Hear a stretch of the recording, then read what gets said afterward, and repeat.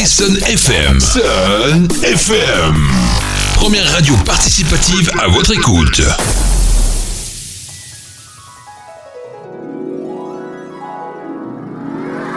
La chronique littéraire, c'est tout de suite sur Sun FM. Après Destination Rock de Serge Bertrand, je vais vous présenter Dans le feu du tempo, un itinéraire d'amour. Une suite qui porte bien son nom. Le précédent ouvrage, qui s'arrêtait sur une succession de malheurs, va laisser place à de nombreux voyages, une multitude de concerts et le retour de France, cette jeune femme qu'il avait rencontrée au lycée et qui l'avait fasciné, qui va devenir l'amour de sa vie. Cette fille aux grands yeux, à la chevelure volumineuse, au charme désarmant, avoue-t-il.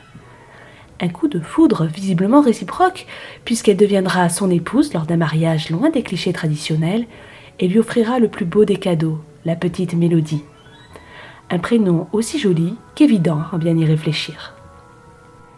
Des voyages, je vous disais, qui nous conduisent notamment aux États-Unis, au Mexique, en Inde, en Égypte, au Sri Lanka et bien d'autres, en faisant bien sûr des escales par Marseille où réside toujours sa mère.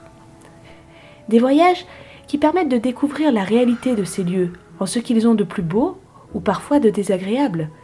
Ici, point de carte postale. Les lieux sont découverts hors des sentiers touristiques. Certains permettent même de ressentir toute la sensibilité de Serge Bertrand.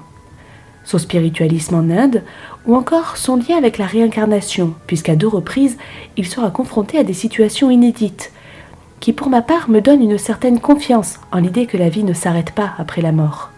J'ai d'ailleurs découvert avec surprise Bénarès, l'une des plus vieilles villes du monde qui fait partie des 7 cités sacrées de l'Inde, où il faut mourir et être incinéré pour se libérer du cycle des réincarnations et se fondre dans l'harmonie cosmique avec les dieux.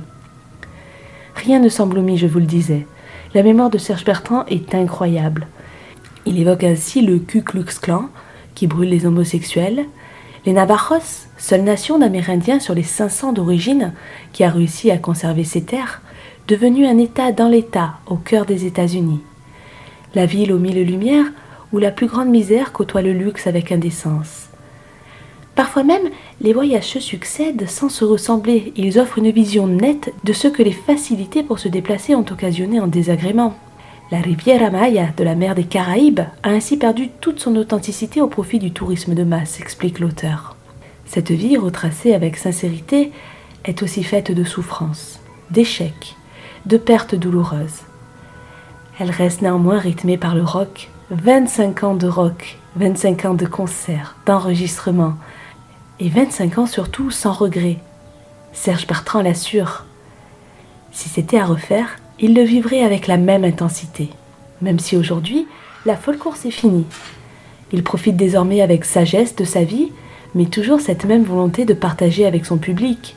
Si ce n'est plus sur scène, c'est derrière une table, par le biais de séances de dédicaces ou de podcasts, qui là encore lui permettent de voyager. Vous écoutez Sun FM. Sun FM. Première radio participative à votre écoute.